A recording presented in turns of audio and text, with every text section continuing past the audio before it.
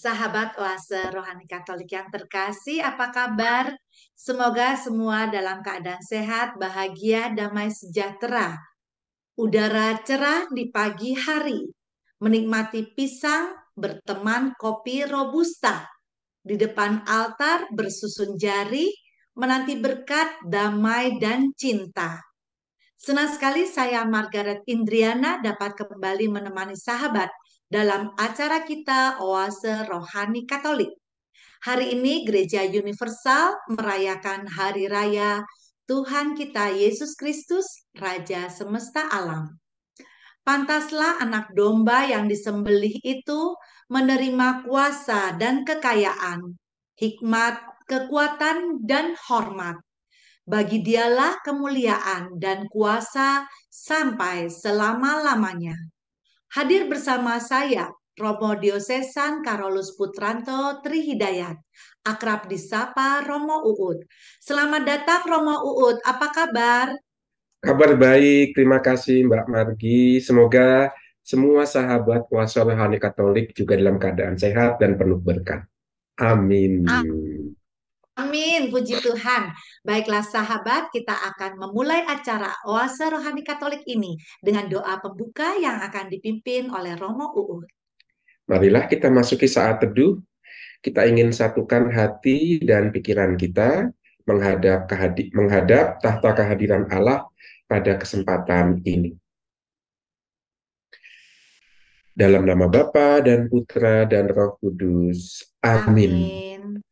Allah, Bapa pencipta segalanya, Engkau menciptakan kami untuk tinggal bersamamu selamanya.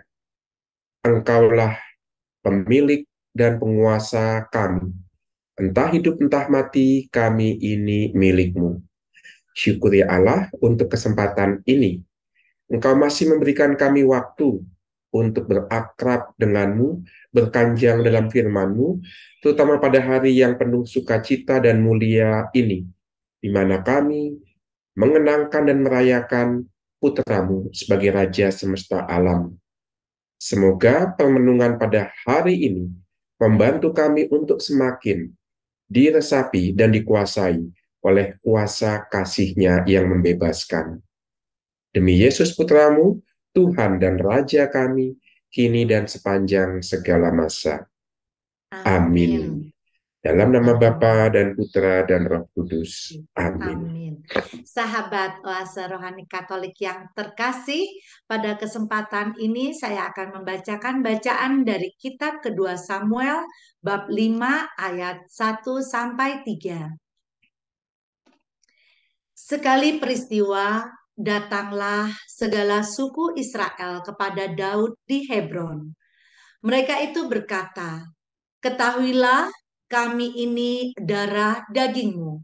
Telah lama, yakni ketika Saul masih memerintah atas kami, engkaulah yang memimpin segala gerakan orang Israel.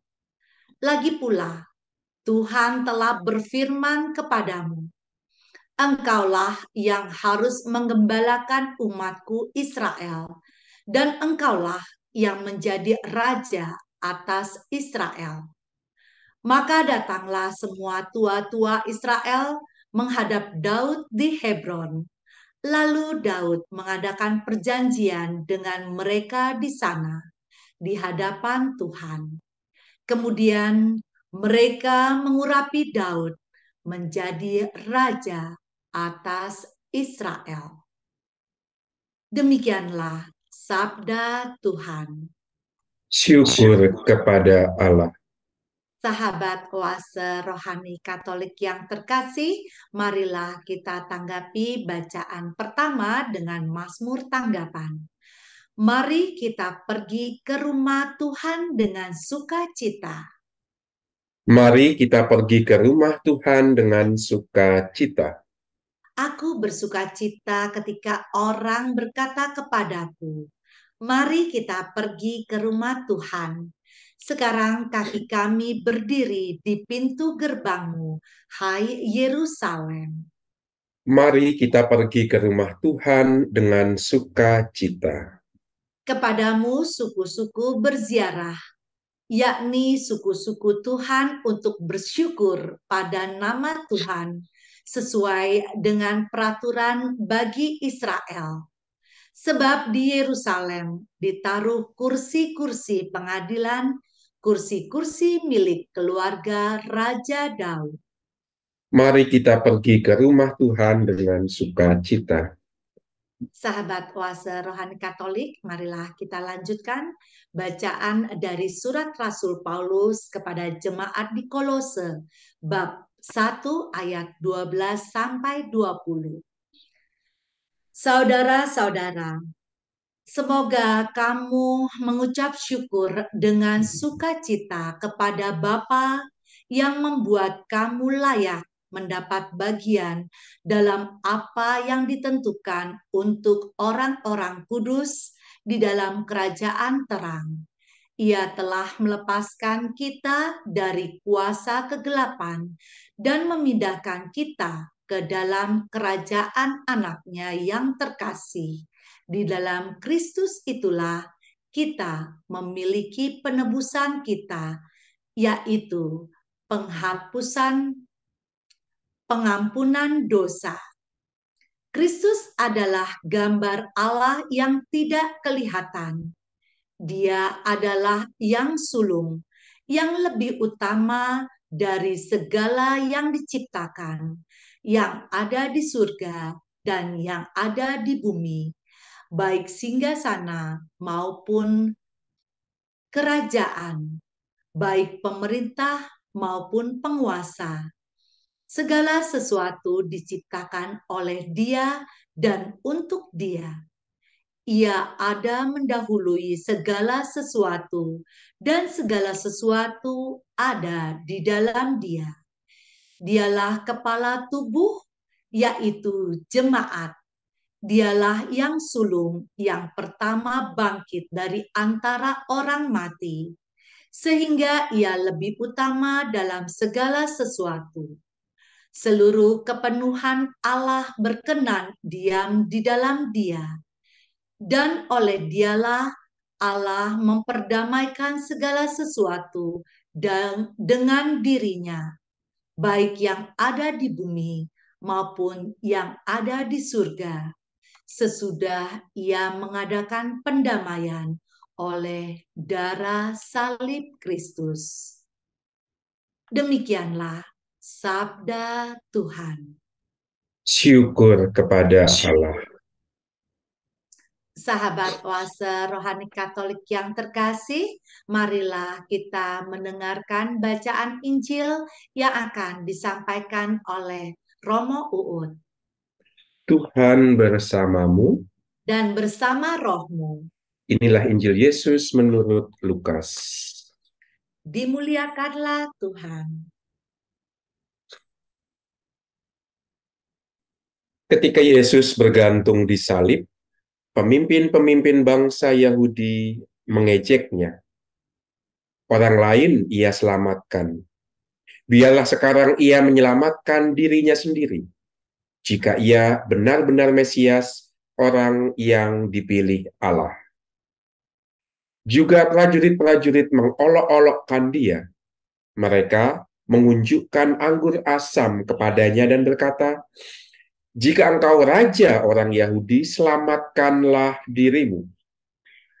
Ada juga tulisan di atas kepalanya, "Inilah raja orang Yahudi." Salah seorang dari penjahat yang digantung itu menghujat Yesus. Katanya, "Bukankah engkau Kristus? Selamatkanlah dirimu sendiri dan kami." Tetapi penjahat yang seorang lagi menegur dia, katanya, "Tidakkah engkau takut juga tidak kepada Allah? Padahal engkau menerima hukuman yang sama. Kita memang selayaknya dihukum sebab kita menerima balasan yang setimpal dengan perbuatan kita. Tetapi orang ini tidak berbuat sesuatu yang salah." Lalu ia berkata kepada Yesus, "Yesus, ingatlah akan daku apabila engkau datang sebagai raja."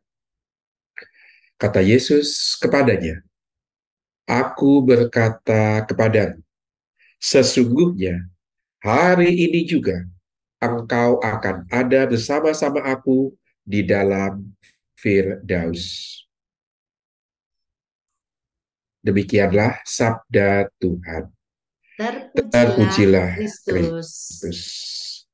Sahabat Oase Rohani Katolik yang terkasih, marilah kita menyiapkan hati kita untuk mendengarkan renungan yang akan disampaikan oleh Romo Uut. Romo Uut, dari bacaan hari ini, inspirasi apa yang ingin Romo bagikan untuk Merji dan juga sahabat Oase Rohani Katolik yang terkasih? Ya, di hari yang penuh sukacita ini ya, Merji dan para sahabat Oase Rohani Katolik yang terkasih, kita ingin mensyukuri iman kita, kita ingin mensyukuri anugerah harapan kita, terutama yang kita rayakan hari ini, yaitu segala sesuatu yang diciptakan, disatukan oleh Yesus, Raja semesta alam. Ini tidak hanya menyangkut kita yang di dunia ini, tapi juga dunia orang mati. Jadi tidak ada satupun dunia yang tidak dirangkul oleh Tuhan Yesus. Karena dia Raja semesta alam. Baik alam orang hidup maupun alam orang mati. Baik alam sehari-hari maupun alam gaib. Itu semua milik Tuhan. Maka ini sukacitanya. Maka kita tidak perlu cemas lagi, kita tidak perlu takut lagi akan kematian. Juga kita tidak perlu takut lagi akan nasib nenek moyang kita ya, atau anggota keluarga kita yang sudah mendahului kita.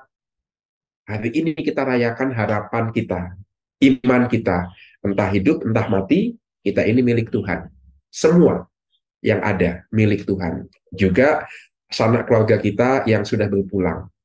Kita yakini mereka pun ada dalam kuasa kasih Tuhan. Nah ini yang kita rayakan, ini yang mau kita ungkapkan, sukacita kita dalam perayaan hari ini, Yesus Raja semesta alam. Ya, terima kasih Romo, sungguh luar biasa bahwa pada hari ini kita bersukacita karena Raja Semesta Alam telah memberikan segala sesuatunya anugerah buat kita, baik yang masih berada di dunia ini maupun yang sudah dipanggil oleh Tuhan. Tadi yang saya tertarik Romo katakan bahwa dunia apa yang gaib juga merupakan milik Tuhan, bahwa kuasa Tuhan tuh sungguh luar biasa ya Romo ya, dan tentunya kita yang berada masih mengembara di dunia ini, kita sungguh benar-benar berharap Tuhan menyelamatkan kita, seperti halnya yang penjahat tadi, yang satu sangat-sangat berharap akan kebangkitan dan Iya, semoga diselamatkan. iya betul betul Margi ya. Bahkan ya penjahat sekalipun ya, yang sudah tidak ada harapan kan di hadapan masyarakat yang menolak dia, bahkan yang menolak sampai menghancurkan hidupnya melalui hukuman mati, itu pun masih dikasih harapan sama Tuhan. Lihat, tidak ada sesuatu yang tidak mungkin. Di hadapan Tuhan, semua itu menjadi mungkin. Tidak ada harapan yang hilang di hadapan Tuhan. Maka di hadapan Allah tidak ada putus asa. Itu sebabnya mengapa dalam iman kita ada tiga keutamaan itu ya, yaitu iman, harapan, dan kasih. Itu ya. Nah, itu. Maka yang menyelamatkan adalah kasih, karena kasih itu selalu membuka pintu untuk perubahan, untuk pengampunan, itu melahirkan harapan, harapan dan kasih bisa dilihat hanya melalui kacamata iman. Mengapa iman penting? Ya karena siapa yang bisa menyangka yang disalibkan itu adalah Mesias, ya. Yang disalibkan itu adalah penyelamat, yang disalibkan itu adalah Kristus, ya. Itu untuk mata orang Yahudi nggak masuk akal itu. Kalau kita lihat bacaan pertama, Mesias itu kan raja. Dalam Mazmur pun dikatakan kursi-kursi pengadilan ada di Yerusalem, yaitu kursi-kursi untuk keturunan Raja Daud. Ya mestinya Yesus duduk di atas kursi pengadilan itu, duduk di atas tahta Daud. Nah, tapi yang dilihat secara fisik, Yesus tidak duduk di kursi tahta Raja Daud, tapi Yesus bertahta di salibnya. Nah, ini yang menarik ya. Maka iman itu perlu untuk bisa melihat bagaimana kasih dan harapan itu bekerja. Dan itulah yang kita lihat dalam bacaan Injil hari ini, bahwa orang yang disalibkan, penjahat yang ada di sebelah kanan Yesus itu, yang dalam tradisi kita kenal uh, juga ya, uh, itu melihat Yesus sebagai orang yang tidak bersalah, tapi mengalami hukuman yang tidak seharusnya dia terima. Maka di mata penjahat Yesus itu, di mata penjahat yang disalibkan di sebelah kanan Yesus, Yesus adalah orang-orang bijak seperti Ayub yang mengalami penderitaan bukan karena salahnya sendiri. Itu kan iman gitu ya. Nah, maka bagi Ayub, Allah itu tetap hadir dalam penderitaan. Allah tetap hadir dalam kesulitan. Juga di gerbang maut, Allah tetap hadir di sana. Itu untuk orang beriman. Nah, ini yang dilihat oleh penjahat yang disalib di kanan, sebelah kanan Yesus. Yesus ini innocent, tidak bersalah, tapi mengalami penderitaan sama seperti Ayub itu ya. Maka dia percaya bahwa Yesus ini beyond humans ya. Ini lebih daripada manusia biasa. Ya, maka dia minta, kalau engkau sungguh menjadi raja, uh, terimalah aku dalam kerajaanmu. Dan iman si penjahat itu ditanggapi oleh harapan yang berangkat dari belas kasih Tuhan ya. Hari ini juga engkau masuk taman Firdaus. Ya, ini ini luar biasa. Ini hanya mungkin terjadi kalau Yesus itu betul-betul memegang kunci kerajaan baik orang hidup maupun orang mati. Ya, ya karena di mata dunia penjahat itu mati kan, seperti Yesus juga mati ya. Tetapi mati itu bukan hilang, mati itu adalah pintu masuk ke dalam kerajaan lain, ke dalam dunia lain, yaitu dunia sesudah kehidupan kita di atas bumi ini. Kehidupan lain yaitu kehidupan sesudah kematian. Di sana pun Yesus meraja dan berkuasa. Nah, kurang lebih seperti itu ya, Margi ya, kisahnya. Ya, terima kasih Romo, sungguh memberikan penguatan kepada Mercy dan juga sahabat Oase Rohani Katolik, di mana dalam bacaan hari ini dan pada hari ini adalah kita merayakan Hari Raya Tuhan kita Yesus Kristus, Raja Semesta Alam. Dan kalau tadi dikatakan iman, bahwa iman sebesar biji sesawi pun kita akan diselamatkan. Dan justru disitulah Romo terkadang Merji, aduh, iman suka up and down, tetapi dengan penguatan yang Romo sampaikan telah memberikan kekuatan kepada Merji bahwa dengan iman sebiji sesawi pun Tuhan pasti memberikan keselamatan buat kita. Dan tadi Romo katakan bahkan di ujung kematian pun Tuhan menyelamatkan kita, dan kasih Tuhan itu selalu kita alami walaupun kita berbuat dosa seperti penjahat tadi, tetapi Iya, Tuhan begitu mengasihi kita. iya, betul. Maka kan pertanyaannya adalah kenapa sih penjahat ini yang secara moral ya kan? Mungkin ini pasti kejahatannya dahsyat ini. Ini kejahatannya luar biasa sampai dihukum mati itu. Kemungkinan dia mengganggu keamanan, merampok, membunuh, sehingga bisa mengacaukan jalur perdagangan yang sangat penting untuk kekaisaran Roma waktu itu ya. Jadi bisa jadi ini pengacau betulan nih. Dan banyak kejahatan yang dia buat, maka secara administratif, secara moral, dan secara politik, sosial, ini pantas dihukum mati. Nggak ada harapan lagi. Ini pengganggu masyarakat. Tapi lihat, kasih Allah itu melampaui penilaian masyarakat. Maka sampai hembusan nafas terakhir, tidak ada kata Tuhan kapok denganku. Tidak ada. Dalam situasi dan kondisi apapun, Tuhan selalu mau membangun relasi kembali dengan kita. Tuhan tidak pernah kapok sama kita. Dan ini yang menjadi pegangan. Saya selalu mengingatkan itu kalau saya merayakan perayaan Ekaristi untuk saudara-saudari kita, entah di lapas, entah di rutan gitu ya. Karena ada bahaya saudara-saudari warga binaan yang menjalani kehidupan baik di lapas maupun di rutan itu digoda oleh keputusasaan. Tidak ada lagi orang yang memperhatikan dia, aku ini orang bersalah, aku ini orang hukuman, jangan-jangan Tuhan juga melupakan aku ya. Nah, tidak, kisah penjahat yang bertobat di kayu salib ini menjadi sebuah kekuatan. Dalam situasi apapun, juga kalau orang melupakan kita, menyingkirkan kita, Tuhan tidak pernah mau menyingkirkan kita. Persis itu yang kita dengarkan adalah bacaan kedua ya kan. Dalam Yesus semua diciptakan dan dalam Yesus semua dikumpulkan. Tuh, masa Allah menciptakan untuk menolak kita kan nggak mungkin. Kalau Allah menciptakan kita, dia mau menyatukan kita dengan dirinya. Itu tujuan kita diciptakan. Maka situasi apapun, dalam kondisi apapun, Tuhan mau merangkul kita. Karena kita diciptakan untuk itu. Kita diciptakan untuk dirangkul oleh Tuhan.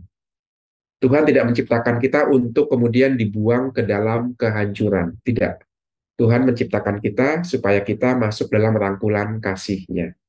Nah, ini yang menjadi apa namanya pegangan hidup kita yang juga mau kita ungkapkan dan kita rayakan pada hari raya ini.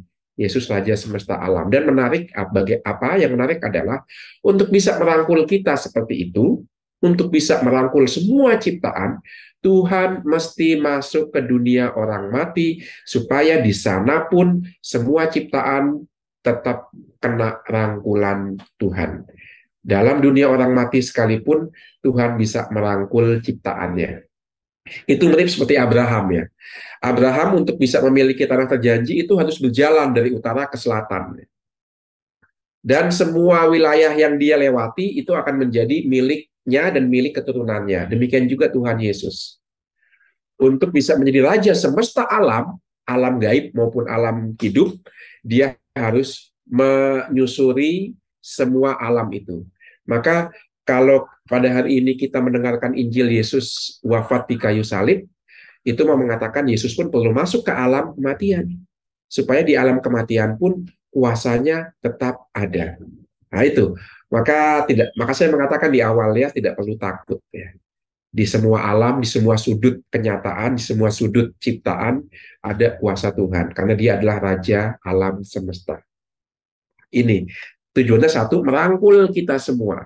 Juga di sudut-sudut penjara, juga di bawah-bawah kolong jembatan, ya. Di tempat-tempat di mana orang di dunia ini berpikir Tuhan tidak ada di sana. Oh no, Dia Raja semesta alam.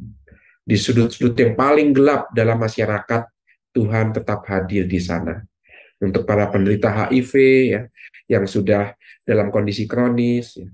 Untuk setiap orang yang ada dalam sakratul maut, ya, untuk teman-teman disabilitas, untuk mereka yang ada di penjara, untuk teman-teman yang ditolak karena orientasinya berbeda, ya, Tuhan ada bagi mereka juga.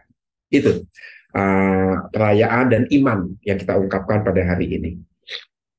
Iya, terima kasih Romo Uut. Ya, sahabat Oase Rohani Katolik yang terkasih dimanapun Anda berada, walaupun sedang terbaring di rumah sakit, di ICU, maupun juga di rumah, ataupun yang saat ini sedang berada di tempat-tempat terpencil atau terkucilkan, tadi Romo Uut katakan jangan pernah khawatir, karena kasih Allah itu selalu bersama dengan kita dan saudara-saudari semuanya, bahwa kita itu dalam naungan kasih Tuhan, selimut kasih Tuhan yang sungguh menghangatkan, walaupun kondisi dingin sekalipun, tapi Tuhan memberikan kasih-Nya. Baik sahabat Oase Rohani Katolik yang terkasih, demikianlah perbincangan rohani kita pada sesi yang pertama ini, dan kita akan lanjutkan pada sesi yang berikutnya.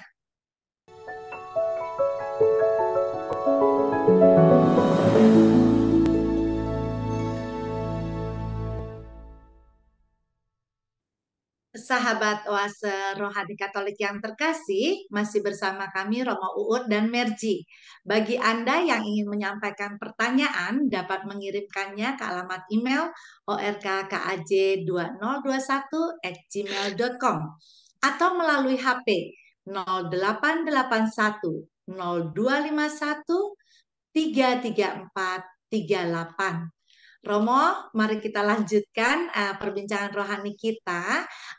Pada eh, yang Merji ketahui bahwa Yesus itu adalah Mesias, Yesus adalah Kristus, Yesus juga adalah Raja eh, semesta alam seperti yang digambarkan pada hari ini. Yesus juga adalah Kristus, tetapi dalam bacaan hari ini Yesus itu harus menderita, disalibkan dan wafat.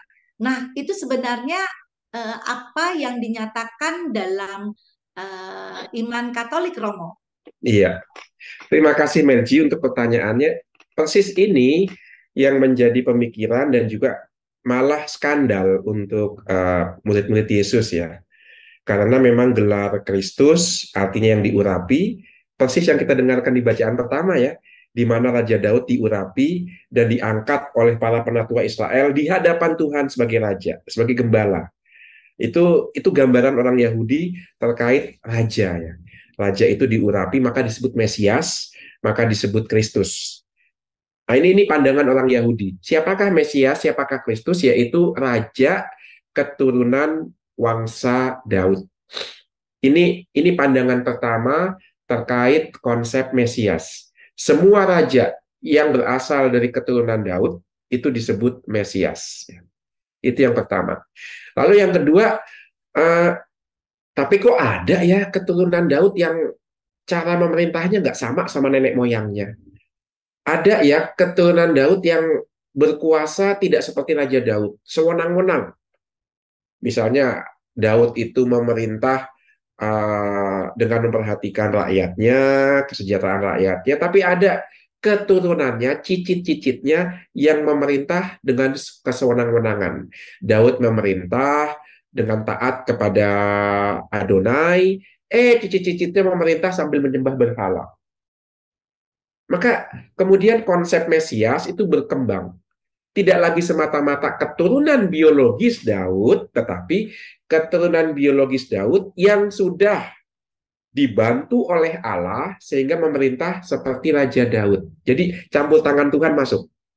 Tidak semata-mata biologis lagi. Dulu kan sebelumnya pokoknya semua keturunan Daud yang memerintah sebagai raja adalah Mesias, adalah Kristus.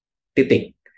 Tapi setelah berhadapan sama raja-raja yang tidak ideal, mereka mengharapkan campur tangan Tuhan. Dan itu yang terjadi ketika Nabi Yesaya berkata kepada Raja Ahaz ya kan, akan lahir dari seorang perawan, seorang raja yang akan menggembalakan umatku Israel seperti nenek moyangnya Raja Daud. Campur tangan Tuhan harus datang untuk melahirkan seorang raja yang memerintah mengikuti tracknya Raja Daud. Tapi itu perlu campur tangan Tuhan. Tidak lagi semata-mata urusan biologis keturunan Daud, tapi Tuhan perlu campur tangan.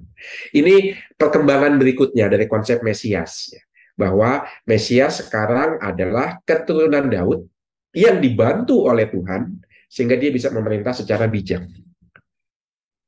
Tapi belum selesai konsep Mesias ini. Kemudian ada tahap yang ketiga, yaitu ketika kita tahu Yerusalem dihancurkan, sebelumnya Samaria dihancurkan, kerajaan utara hilang, kerajaan selatan juga dihancurkan oleh Babilonia, penduduk Yerusalem yang kaya-kaya, yang pintar-pintar, dan keturunan Raja Daud dibuang ke Babilonia. Hilang harapan untuk memiliki raja keturunan Daud yang disebut Mesias, karena sekarang semua keturunan Daud dibuang ke Babilonia.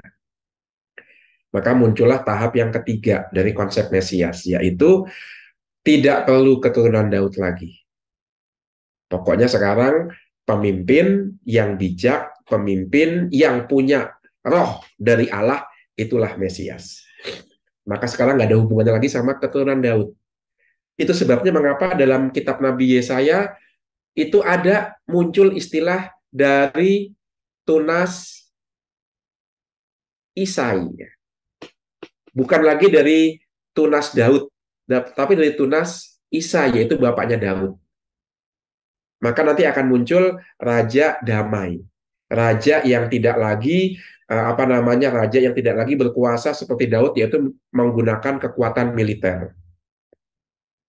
Nah itu, maka nanti diharapkan Mesias tidak lagi dikaitkan dengan biologis keturunan Daud, tapi dikaitkan dengan turunnya Roh Kudus. Bahwa dia menjadi Kristus tidak pertama-tama diurapi oleh minyak dan keturunan Daud, tapi karena dia diurapi oleh Roh Kudus, sehingga pemimpin itu bisa berkuasa seperti raja, gembala Israel yang sejati. Nah ini, jadi bagaimana konsep Mesias itu berkembang pelan-pelan. Itu sebabnya mengapa Raja semesta alam kita rayakan sebelum masa Advent. Karena mengingatkan kita bahwa Kristus, Yesus disebut Kristus, disebut Mesias, disebut Raja, bukan pertama-tama karena dia keturunan biologis Raja Daud. Tapi karena pertama-tama dalam diri Yesus terdapat kuasa Roh Kudus. Dia diurapi bukan pertama-tama dengan minyak, tapi dia diurapi oleh Roh Kudus itu sendiri. Dan dengan kuasa Roh Kudus ini, entah di dunia orang hidup, entah di dunia orang mati, entah di tempat orang itu terhormat, entah di pojokan-pojokan orang yang dilupakan, dia meraja. Karena Roh Kudus itu seperti angin, ya, bertiup kemana dia suka. Tidak ada satupun pintu jendela yang menghalangi Roh Kudus. Nah itu. Dan Yesus berkuasa mengikuti kuasa Roh Kudus kemana dia suka. Tidak ada satupun yang bisa menghalanginya. Ah itu. Ini menariknya bahwa perayaan liturgi hari ini Raja Semesta Alam mengawali masa Advent, persiapan kita merayakan Natal nanti, yaitu kelahiran Sang Mesias, bukan karena keturunan biologis, tapi karena Roh Kudus ada. Maka nanti akan kita dengarkan, terutama dalam Injil Lukas ya, uh, Roh Kudus akan turun atasmu dan anak yang kau kandung akan disebut Raja. Nah, itu ya kan, bahwa Roh Kudus hadir dalam rahim Bunda Maria dan kemudian disitulah raja itu dibentuk, bukan raja dengan kekuatan keturunan, tapi raja kekuatan Roh Kudus itu sendiri. Dan pertanyaan Maugi, kenapa Yesus yang disalib itu tetap diakui sebagai raja? Ya itu tadi, bahwa Yesus itu raja, Kristus, Mesias, bukan pertama-tama melalui kekuatan militer seperti yang ditunjukkan Raja Daud dan keturunannya, tapi karena dia dikuasai oleh Roh Kudus, dan selama hidupnya Yesus memperlihatkan kuasa Roh Kudus itu yang tidak dimiliki oleh raja-raja lainnya. Tidak juga dimiliki oleh Daud itu sendiri. Apa itu? Membangkitkan orang mati, menyembuhkan orang sakit, bahkan mengampuni dosa. Itu yang Raja Daud sendiri nggak punya kuasa seperti itu. Nah, ini, maka betul apa yang dikatakan orang-orang yang mengejek Yesus, dia itu betul-betul raja. Ya. Dia betul-betul raja. Hal ini pernah dijadikan bahan perdebatan. Seorang rabi Yahudi namanya Tripo pernah berdebat dengan Justinus Martir. Ya. Tripo bertanya kepada Justinus Martir, kalian orang Kristen itu sebenarnya orang Yahudi yang sesat. Mengapa orang Yahudi yang sesat? Pertama, kalian orang Kristen memiliki kitab suci Yahudi, yaitu Perjanjian Lama. Ya kan? Mengapa kalian mengakui kitab suci Perjanjian Lama sebagai kitab suci? Artinya betul-betul isi perwahyuan, tapi kalian tidak hidup sesuai dengan perintah yang ada dalam Perjanjian Lama. Itu alasan pertama, kenapa orang Kristen adalah orang Yahudi yang sesat. Karena memegang Perjanjian Lama, tapi tidak hidup sesuai dengan perintah Allah dalam Perjanjian Lama, misalnya sabat, sunat. Ya. Yang kedua, Tripo juga menuduh orang Kristen Yahudi yang sesat karena percaya pada Mesias yang menderita. Sejak kapan Mesias menderita? Tidak ada. Lihatlah bacaan pertama tadi ya, dari 2 Samuel. Mesias itu keturunan Daud yang luar biasa, yang menduduki kursi-kursi pengadilan di Yerusalem. Kapan Perjanjian Lama berkisah tentang Mesias yang menderita? 2 alasan itu yang membuat Tripo berpikir kita, orang Kristen, pengikut Kristus, itu adalah orang Yahudi yang sesat. Apa jawaban Santo Justinus Martir? Pertama, memang kami memiliki kitab suci Perjanjian Lama, tetapi dalam Perjanjian Lama itu tersendiri, kita temukan nubuat seorang nabi yang mengatakan akan diadakan perjanjian baru antara Allah dengan bangsa Israel.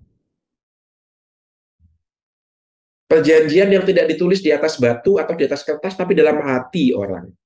Maka Justinus Martir menjawab kepada Tripo, Memang ada perjanjian lama, tetapi kami ini adalah pewaris perjanjian baru. Seperti yang ada dalam kitab perjanjian lama itu sendiri. Maka dengan perjanjian baru itu kami tidak wajib mengikuti perintah-perintah dalam perjanjian lama. Kami sekarang wajib mengikuti perintah-perintah dalam perjanjian baru. Apa itu? Terutama perintah kasih. Kasihilah Allah dan sesama. Itu kewajiban kami dalam perjanjian baru. Nah, itu jawaban Justinus Martir. Ya. Dan siapakah nabi yang menubuatkan perjanjian baru yang akan menggenapi perjanjian lama? Dan nubuat itu ada dalam kitab suci Yahudi sendiri, yaitu Nabi Yeremia. Maka kita bukan Yahudi sesat. Kita mengikuti perjanjian baru yang sudah dinubuatkan oleh Yeremia sendiri. Itu sebabnya mengapa Pentakosta itu adalah kelahiran gereja, yaitu Israel yang baru. Mengapa? Karena dalam Pentakosta, hukum yang baru itu sekarang ditulis dalam hati kita dengan kuasa Roh Kudus. Maka lahirlah Israel baru, yaitu gereja yang menerima perjanjian baru, hukum yang baru yang ditulis dalam hati, bukan di dalam dua log batu. Dan dengan hukum yang baru itulah kita kemudian hidup sebagai umat Allah. Tidak lagi mengikuti perjanjian-perjanjian yang lama, tapi perjanjian yang baru yang hukumnya ditulis dalam hati kita. Itu sebabnya mengapa sunat tidak wajib.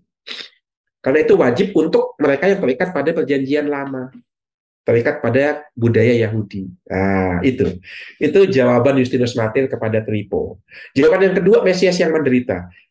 Justinus mengatakan, siapa bilang dalam perjanjian kitab suci Yahudi tidak ada Mesias yang menderita? Ada. Untuk orang Kristen, nyanyian hamba Yahweh dalam Yesaya 50-51 itu adalah kisah tentang Mesias yang menderita. Hambaku tidak akan gagal, hambaku akan menang. Walaupun sekarang ini wajahnya itu tidak kita kenal karena begitu buruk, karena luka-lukanya. Dalam luka-lukanya, penyakit kita disembuhkan. Ya. Dalam bilur-bilurnya, luka kita disembuhkan. Itu kan Mesias yang menyelamatkan melalui penderitaan. Mirip dengan Yesus. Yesus menderita supaya orang yang menderita pun kena rangkulan kasihnya. Yesus wafat supaya dunia orang mati pun ada dalam kuasa kasihnya.